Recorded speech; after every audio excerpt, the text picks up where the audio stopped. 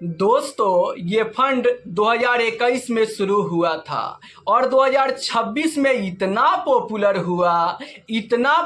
हुआ कि इस फंड पे रोक लगाना पड़ा। क्यों? क्योंकि ये फंड एक साल में 170% का तगड़ा रिटर्न बना कर दिया है। 3 साल में 50% का ज़बरदस्त रिटर्न दिया है। आप सोचो कि अगर इस फंड में कोई इन्वेस्टर आज से 1 साल पहले 1 लाख रुपया इन्वेस्ट कर दिया होता तो आज उसका वैल्यू 2,70,000 रुपये देखने को मिलता। चौंकाने वाली बात है कि 1 लाख के इन्वेस्टमेंट पर 1 साल में 1,70,000 का प्रॉफिट, लेकिन ये रिटर्न मिल चुका है। आगे इतना रिटर्न मिलेगा या नहीं मिलेगा इसकी कोई उम्मीद नहीं है, लेकिन इन्वेस्टर इसी रिटर्न को देखकर और इस फंड में भर भर के पैसा डाल रहे थे, जिसके चलते मजबूरन फंड मैनेजर को इस फंड में नया SIP, लमसम, STP पर रोक लगाना पड़ा। क्यों? क्योंकि इतना ज़्यादा इन्वेस्टमेंट आ रहा था कि फंड मैनेजर को मजबूरन इस फंड में नया इन्वेस्टमेंट को बंद करना पड़ा। मैं किस फंड के बारे में बात कर रहा हूं? मैं बात कर रहा हूं Nippon India Taiwan equity fund के बारे में। इस फंड ने इतना ज़बरदस्त रिटर्न दिया है कि इस रिटर्न को देखकर इन्वेस्टर इस फंड में भर भर के पैसा डाल रहे थे और इतना ज़्यादा इन्वेस्टमेंट आ रहा था कि फंड मैनेजर को मजबूरन इस फंड में नया लमसम, SIP, STP को पूरी तरह से बंद करना पड़ा है। पुराना जो SIP है वो चालू रहेगा, आपका ये फंड चालू है और आपका जो भी पैसा इन्वेस्टेड है वो बाजार के हिसाब से बढ़ता घटता रहेगा। अगर इस फंड की मैं डिटेल बात करूं तो आप देख सकते हैं 11 दिसंबर 2021 से यह फंड शुरू हुआ था। यह फंड ताइवान मार्केट में इन्वेस्ट करने के लिए लॉन्च हुआ था और इस फंड में आप देख सकते हो यहाँ पर 21 अप्रैल 2026 से नए निवेश बंद, लमसम बंद है, न्यू SIP बंद है, स्विच इन ऑप्शन बंद है। आपका जो पुराना SIP है वो चालू रहेगा। तो आपका जो भी पैसा इस फंड में इन्वेस्टेड है वो पैसा आपका सेव है, सुरक्षित है, पुराने SIP जाता रहेगा और आपका पैसा बाजार के हिसाब से बढ़ता घटता रहेगा। अब सवाल ये आ रहा है कि आखिर क्यों बंद हुआ? तो बंद होने का कारण ये है, आप देख सकते हैं यहाँ पर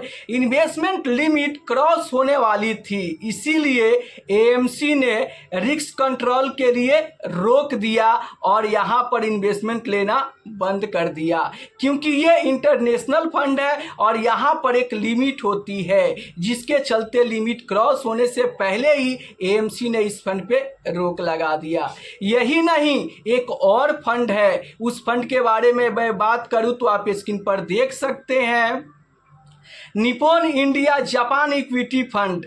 यहाँ पर ये कैटेगरी है इंटरनेशनल जापान इक्विटी। ये फंड शुरू हुआ था 26 अगस्त 2014 को, यानी यह फंड लगभग यहाँ पर 10 से 12 साल कंप्लीट कर चुका है और इस फंड में भी आप देख सकते हो यहाँ पर कि 21 अप्रैल 2026 से लमसम बंद है, SIP बंद है। क्यों बंद किया गया? क्योंकि यहाँ पर भी सेबी के नियम के अनुसार लिमिट क्रॉस होने वाला था, इसलिए बंद किया गया। और देखो, इस फंड में पहले भी लमसम बंद किया गया था। अगर मैं डिटेल जानकारी दूं तो आप स्क्रीन पर देख सकते हैं, पहले भी बंद हुआ था। 18 अक्टूबर 2024 को नए निवेश बंद थे, 18 मार्च 2026 को फिर से चालू हुआ था और 21 अप्रैल 2026 को फिर से इस फंड में लमसम SIP बंद हो गया।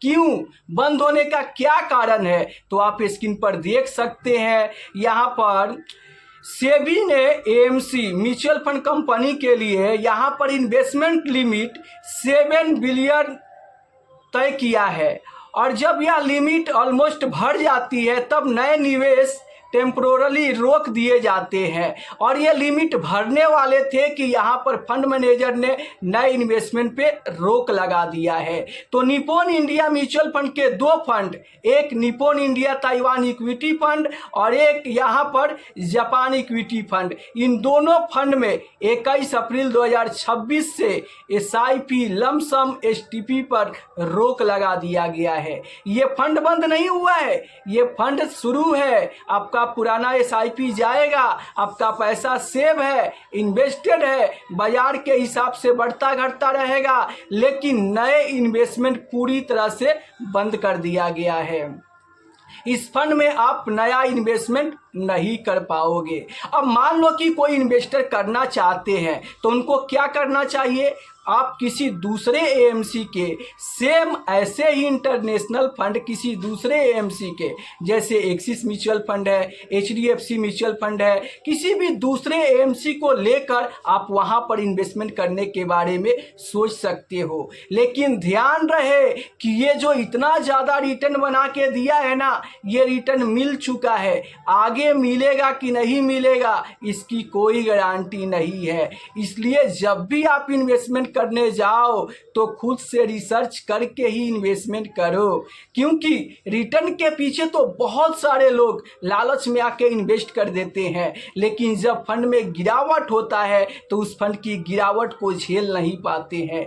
इसीलिए रिटर्न के पीछे मत भागो, बल्कि आप अपने रिस्क कैपेसिटी को भी देखो कि आपकी रिस्क कैपेसिटी क्या है, आप कितना रिस्क ले सकते हो, कितने समय के लिए इन्वेस्ट करना चाह रहे हो, और ये सब बातें आप तय करके इन्वेस्टमेंट करोगे तो आप फायदे में रहोगे। वरना ज़्यादा रिटर्न के पीछे भागकर और आप ऐसे फंड में ज़्यादा पैसा इन्वेस्टमेंट करोगे तो लालच में आपको लॉस भी हो सकता है।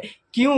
क्योंकि यहाँ पर ये इंटरनेशनल फंड है, इसलिए ज़्यादा पैसा आपको इन्वेस्ट करने से बचना चाहिए। अगर आप इन्वेस्टमेंट करना ही चाहते हैं तो 5 से 10% का एलोकेशन रख के और ऐसे फंड में इन्वेस्टमेंट करें। आप ये गलती ना करें कि ज़्यादा रिटर्न के चक्कर में इस फंड में ज़्यादा पैसा इन्वेस्ट करने से आपको बचना चाहिए। तो क्या आप इस फंड में इन्वेस्ट करते हैं? आपके पोर्टफोलियो में ये फंड है तो नीचे कमेंट में ज़रूर बताना। और ऐसे ही नई नई जानकारी के लिए आप इस चैनल को सब्सक्राइब करके रखिए, क्योंकि मैं म्यूचुअल फंड की नई नई जानकारी पर वीडियो बनाता हूं, जिससे इन्वेस्टर को सबसे पहले ये जानकारी मिले। और तो अगर आप चाहते हो कि म्यूचुअल फंड से जुड़ी हर एक नई नई खबर आपको मिलता रहे तो आप इस चैनल को सब्सक्राइब करके और नोटिफिकेशन ऑन कर लो कि सीधे आपको यहाँ पर जानकारी मिलता रहे। तो कोई भी आपके मन में अगर इससे रिलेटेड कोई भी सवाल चल रहा है तो आप नीचे कमेंट करके पूछ सकते हैं। एक सवाल आया है यहाँ पर, आप देख सकते हैं, ये वीरेंद्र कुमार जी का सवाल आया है कि भैया मैंने Nippon India Taiwan equity fund में 100 RS करके 3 बार इन्वेस्ट किया था,